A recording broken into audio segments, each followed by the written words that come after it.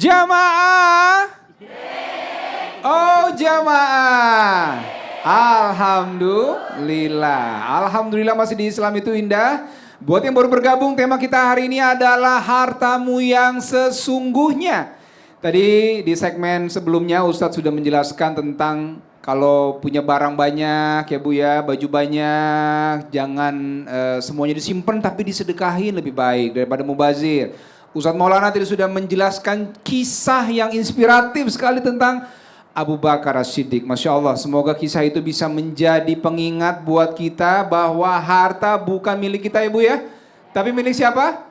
Milik Allah Subhanahu wa Ta'ala. Semoga kita bijak dalam mengkonsumsi dan membelanjakan harta kita di jalan Allah. Dan selanjutnya kita akan terus mengupas tema kita. Tapi sebelumnya kita akan menyaksikan dulu ada sebuah tayangan yang sangat baik sekali. Dan ini mudah-mudahan jadi inspirasi buat kita. Hotel Wakaf Utsman bin Affan. Ini dia. Dede, Iya. kalau lihat orang punya mobil mewah itu belum kaya. Belum ya? Punya rumah itu belum kaya. Tapi kalau ada orang punya kebun kurma, itu kaya banget tuh. Oh, kebun kurma tuh tanda Kebun orang kurma, kaya banget ya? betul. Karena yang mahal sekali dan Masya penghasilannya juga besar sekali. Luar biasa besar ya, Ya, Ustaz. makanya bisa menghidupi hotel dan rekeningnya mengalir terus. Dialah sahabat Nabi Sayyidina Utsman bin Affan radhiyallahu anhu warḍah. Masya Allah, ini kalau kita bicara tentang wakaf nih Ustadz ya. Kan wakaf itu kan kita bawa terus sampai ke akhirat Ustadz. Iya. Tapi pertanyaannya begini, kalau memang dalam hidup nih kita nggak sempat bangun apa-apa dalam rangka wakaf, itu bagaimana sebenarnya dalam Islam? Boleh silakan Ustadz. Baik, bismillahirrahmanirrahim. Tabi guru kami Ustaz Maulana, Ustaz As'ad, Mas Dude, para alim ulama yang dimuliakan Allah Subhanahu wa taala. Wakaf itu adalah harta yang kita akan bawa sampai mati. Jadi kalau ada orang mengatakan harta tidak dibawa mati, sesungguhnya ada harta yang bisa dibawa mati. Apa itu? Harta yang disedekahkan atau bisa bahasanya dengan wakaf, bisa bahasanya dengan infak, bisa bahasanya dengan pokoknya memberikan kebaikan kepada orang lain. Kalau wakaf ini kan mengalir terus pahalanya, subhanallah. Maka hartamu yang sesungguhnya adalah harta yang bukan hanya kau nikmati di dunia, tapi bisa kau nikmati di alam barzakh dan bisa kau nikmati sampai akhirat. Ada sahabat Nabi radhiyallahu an, beliau ini bernama Sa'ad bin Abi Waqqas radhiyallahu anhu warḍah. Beliau adalah sahabat Nabi, salah satu sahabat Nabi yang kaya raya. Tapi subhanallah dikasih kelebihan sama Allah, anaknya cuma satu, perempuan.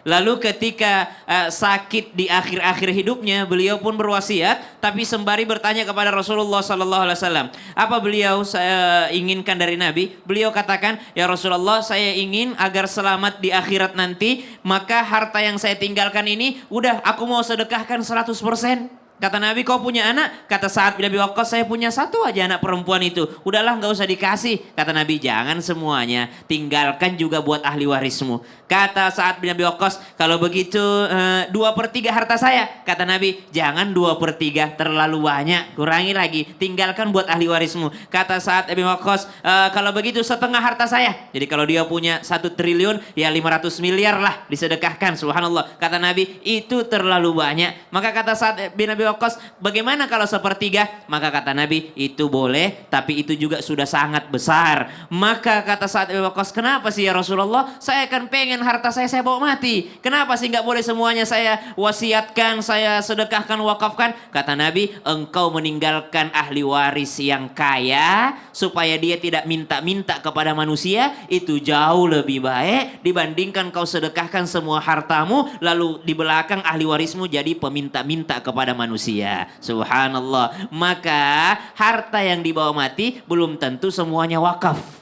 Wasiat terbaik kepada anak-anak adalah wasiat ketakwaan. Usikum wa nafsi bitaqwallah. Ya ayyuhalladzina amanu taqullah. Bertakwa kepada Allah. Kenapa? Kalau meninggalkan anak dengan ketakwaan, kalau dia miskin, dia bertakwa, insya Allah dia orang baik. Kalau meninggalkan anak yang bertakwa, kalaupun dia kaya raya, tapi dia bertakwa, maka tetap bermanfaat hartanya. Maka intinya di sini meninggalkan harta di dunia ini, tapi beserta dengan ketakwaannya. Kalau dia bertakwa, harta itu akan membahagiakannya dunia wal akhirah. Masya Allah. Jadi yang paling baik kita tinggalkan itu ketakwaan Ketakwaan, ya, wasiat kepada takwa. anak-anak kita ya, wasiat. Baik, tepuk tangan buat Ustadz Syam. Siap. Terima kasih Ustadz Syam, Masya Allah. Kisah yang inspiratif dan luar biasa sekali. Dan kita akan bertanya sekarang ke Ustadz Muhammad Asad. Ustadz, kalau kita ngobrol soal harta, kan kita juga memberikan kepada kepada orang tua ya Ustadz ya. Tapi pertanyaan gini Ustadz nih, apakah ini menjadi harta milik kita nih Ustadz? Sementara penghasilan kita belum mencukupi buat kebutuhan kita sehari-hari. Pas-pasan lah. Pas-pasan, belum tentu kita bisa bantu orang tua kita. Itu dalam Islam sebenarnya seperti apa Ustadz? Silakan Ustadz. Baik, terima kasih Mas Dude. Jamaah Islam itu indah, berbakti kepada kedua orang tua itu adalah ibadah yang sangat dicintai oleh Allah. Allah berfirman, wa wassaynal insana wabil walidaini ihsana. Berbuat baiklah kepada kedua orang tua. Dan banyak sekali ayat, hadis, dalil yang menekankan betapa pentingnya kita berbuat baik sama orang tua. Lalu bagaimana nih kondisinya? Misalkan ibu punya anak ibu untuk mencukupi kebutuhan hidupnya aja masih pas-pasan. Tapi anak ibu tuh pengen berbakti sama ibu. Nah, solusinya apa? Sebisa mungkin kalau memang ada yang bisa diberikan kepada orang tua kita, berikan. Tapi ibu juga harus mendoakan anaknya agar dimudahkan rezekinya, Allah lapangkan urusannya, Allah mudahkan segala hajatnya. Tapi kalau memang tidak bisa dan anak ibu sudah menikah, maka tentu anak ibu pun kan juga sudah punya tanggung jawab. Betul ya? Sekarang kan ada istilah sandwich generation gitu. Bagaimana seorang anak itu kehimpit antara kewajiban untuk orang tua dan juga kewajiban untuk menafkahi anak. Dan dalam Islam itu tidak ada yang namanya sandwich generation. Kenapa? Karena berbakti seorang anak kepada orang tua itu kewajiban. Begitu juga seorang ayah harus mencari nafkah untuk anak-anaknya. Jadi kalau kita tidak mampu atau belum mampu, yang pertama banyak-banyak berdoa sama Allah. Agar Allah mudahkan, Allah lancarkan rezekinya, banyak ibadah, banyak mengingat Allah. Sehingga apa? Rezekinya insya Allah akan lancar. Kalau rezeki lancar, rezeki anak-anak ibu lancar, kan ibu juga insya Allah yang akan dapat. Betul ya Bu ya? Iya. Tapi bagaimana kalau misalkan udah usaha, sudah tidak, udah semua usaha sudah dilakukan. Tapi ternyata masih belum. Maka tentu sebagai seorang anak dia harus mengatakan kepada ibunya, Bu, maaf nih saya pengen bantu, tapi ternyata mungkin kondisinya belum memungkinkan. Saya juga punya anak, punya istri. Mohon doain ya Bu, agar semoga rezeki saya lancar, saya bisa bantuin ibu. Dan seorang ibu kalau berdoa untuk anaknya itu pasti diijabah sama Allah.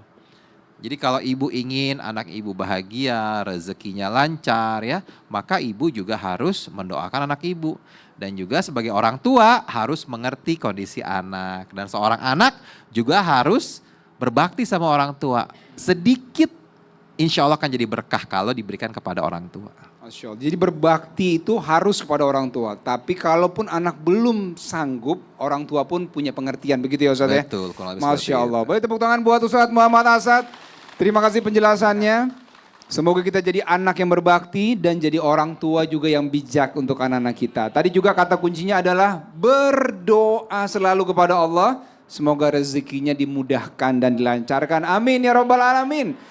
Baik, sekarang kita masuk ke segmen Tanya Dong Ustadz. Kami semua tanya dong Ustadz. Baik, siapa yang mau bertanya? Coba yang pertama, boleh yang paling atas Ibu. Baik, Ibu silakan bertanya kepada Ustadz Syam dan juga Ustadz Maulana. Assalamualaikum. Waalaikumsalam. Silakan masuk. Sampai kaget ada yang lari di belakang. Apa Ibu? Ayo, perkenalkan nama dulu. Siapa namanya Bu? Nama saya Ibu Linda. Ibu Linda. Dari? Dari Jami'iyah Jumat Al-Jihad. Tepuk tangan. Iya. Cirebon ya Bu ya? Iya, Cirebon. Cirebon. Pertanyaannya apa? Saya mau tanya ke Ustadz Maulana sama Ustadz Syam. Iya Bu. Gini, ada orang ngaku dia nabung untuk umroh. Tapi dia sedekah receh pun dia pelit. Nah, jadi hartamu itu untuk tabungan umroh ataukah kebaikan harian yang tertolak? Jadi dia pengen Terima kasih. umroh, tapi sedekahnya tuh Nggak mau. nggak mau, susah banget gitu Iya. diminta bantuan, begitu ya. Tapi nggak ada di sini orangnya Bu ya. Nggak ada. Di sana Di ya Bu ya. sana. Baik. Baik, terima kasih Bu pertanyaannya. Ustadz Syam silakan Ustadz. Yang bagus itu kan kalau kita beramal cerdas di ekonomi terbatas. Jadi kalau dia misalnya dia memang nabung karena pengen umroh, karena hukum umroh itu kan dalam mazhab Syafi'i yang pertama tuh wajib. Jadi kalau dia belum pernah umroh, lalu dia sebenarnya bisa nabung buat umroh itu wajib bagi dirinya.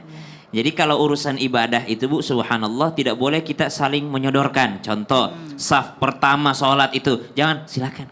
Urusan ibadah kita duluan. Subhanallah. Gini kalau urusan beda, sana. Dorong diri Oke, sendiri. dorong Ustaz, diri ya. Kan banyak orang kalau urusan ibadah selalu mendahulukan orang. Subhanallah. Kalau urusan ibadah, kalau ada air wudhu tuh cuma buat satu orang doang, dahulukan orang atau kita? Kita duluan. Subhanallah. Nah, jadi kalau udah tahu hukumnya umroh itu wajib bagi dirinya karena belum pernah untuk pertama kalinya, subhanallah, maka dia boleh menahan memang. Dia tahan dulu karena ada yang wajib buat dirinya nih. Jadi saya tidak dulu ikut sumbangan buat santunan anak yatim deh. Kenapa saya ada ini? Kalau bisa saya nggak pakai uang dulu santunannya. Hari ini saya yang masak aja.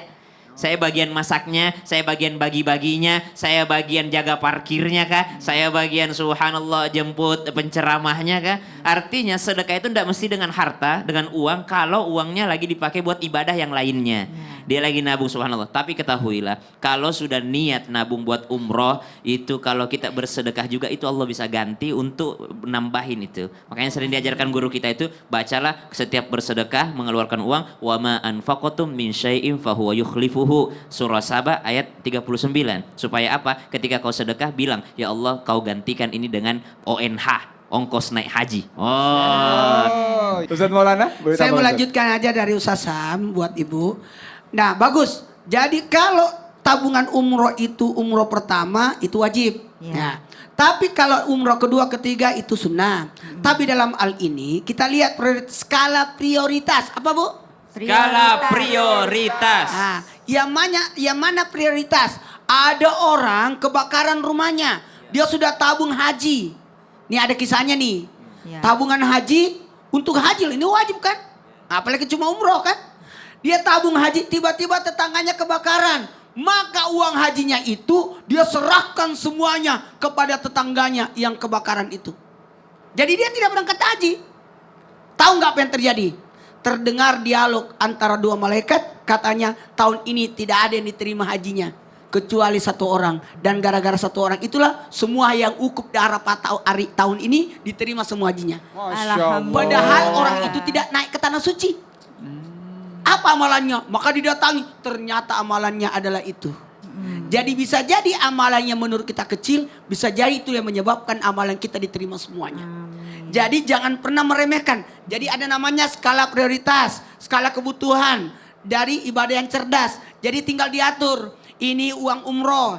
Makanya gini, dalam Islam ada namanya zakat, sedekah, infak, wakaf. 1, 2, 3 zakat, sedekah, infak, wakaf. 1, 2, 3 Zakat, sedekah, infak, wakaf. Itu. Kalau zakat 8 golongan. Dan dikasih fakir, miskin, amil, pisah, bila orang tergantung utang, mu'alaf, budak. Tapi kalau untuk kurban hanya 2. Fakir, miskin. Fakir, miskin. Untuk zakat fitrah. Untuk zakat fitrah cuma 2. Dari sinilah kita lihat posisinya. Itu kira-kira butuh yang mana sih? Jadi lihat dulu skala prioritasnya ya Bu ya. Iya. Masya Allah. Terima Jadi kasih, lihat skala Ustaz. prioritas dan tadi nggak harus dengan harta ya, tenaga pun bisa ya Ustaz ya. Betul. Waduh, jadi banyak jalan sebenarnya untuk kita bisa beribadah kepada Allah. Baik ya, terima kasih Ustaz Syam, Ustaz Maulana, terima kasih Ibu, terima kasih banyak. Boleh kembali ke tempat, boleh tepuk tangan buat guru-guru kita dan juga Ibu yang bertanya. Oke, baik. Sekarang kita mau langsung masuk, siapa yang mau bertanya yang kedua? Ya, yang kedua saya kesini lagi, nggak apa-apa Ibu ya, silakan. Sepertinya yang sebelah sini banyak yang mau bertanya. Ini sudah ada Ustadz Asad dan juga Ustadz Maulana. Silakan Ibu, perkenalkan nama dan pertanyaannya apa? Assalamualaikum warahmatullahi wabarakatuh. Waalaikumsalam warahmatullahi wabarakatuh. Perkenalkan, saya Elis Fauziah dari Cihaliwung, Padalarang, Kabupaten Bandung Barat. Tangan dulu. Tangan Ibu Elis, Bandung Barat. Pertanyaannya apa, Bu? Ya, saya mau bertanya kepada Ustadz Maulana sama Pak Ustadz Asad. Ya, begini Ustadz, kalau makanan yang sudah kita telan tuh justru harta kita yang sesungguhnya. Kok bisa ya Ustadz? Emang benar begitu? Jadi makanan yang kita telan itu harta kita, menurut Yang Ibu itu ya? sesungguhnya. Yang sesungguhnya. Iya. Itu benar apa enggak? Begitu ya, Bu ya? Ya. Ustadz Oke, Asad. baik. Memang makanan yang kita makan itu bisa jadi harta kita, tapi hanya di dunia kan? Ya kan? Kita makan, ibu makan nih, ibu sehat, hari ini bisa hadir di Islam itu indah, itu rezeki Bu. Tapi hanya sampai di dunia. Apa yang sampai di akhirat tadi? Amal ibadah. Karena kata Nabi SAW, saat kita meninggal ada 3 hal atau 3 perkara yang akan ikut jenazah. Yang pertama adalah keluarganya, yang kedua adalah hartanya, yang ketiga adalah amalnya.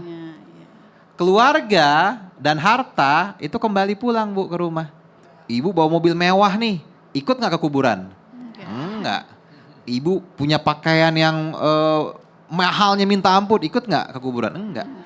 Ibu punya harta tabungan puluhan miliar di rekening, ikut dikubur nggak? Enggak. 2 kembali, 1 yang bertahan. Apa itu?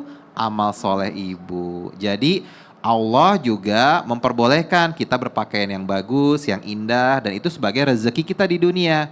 Tapi rezeki itu nggak akan dibawa mati. Yang dibawa mati adalah amal soleh. Amal soleh, baik Ustadz Maulana. Saya teringat ketika ada seorang pemuda berkata kepada Rasul, "Ya Rasul, ini roti milik siapa? Rezekinya siapa?" Kata Nabi, "Itu rezekinya ayam." Siapa yang bilang? Dia langsung masukkan di mulutnya. Kata Nabi, itu roti rezekinya ayam. Apa yang terjadi, dia makan, tiba-tiba masuk di perutnya, dia muntah. Datanglah ayam, makan itu roti. Masya Allah. Jadi, berbicara tentang rezeki itu, ingat, sedekah makanan itu 40 hari pahalanya. Betul tadi kata Ustaz Asad, bahwa hanya di dunia. 40 hari pahalanya. Jadi kalau kita kasih makan orang, terus orang itu sholat, maka kita dapat pahala. Makanya bagusnya kasih makan anak-anak ngaji, habis Quran. 40 hari dia baca Quran, kita dapat pahalanya. Nah seperti itu. Jadi mohon maaf ya Bu. Bu, mau nggak dikabulkan doanya?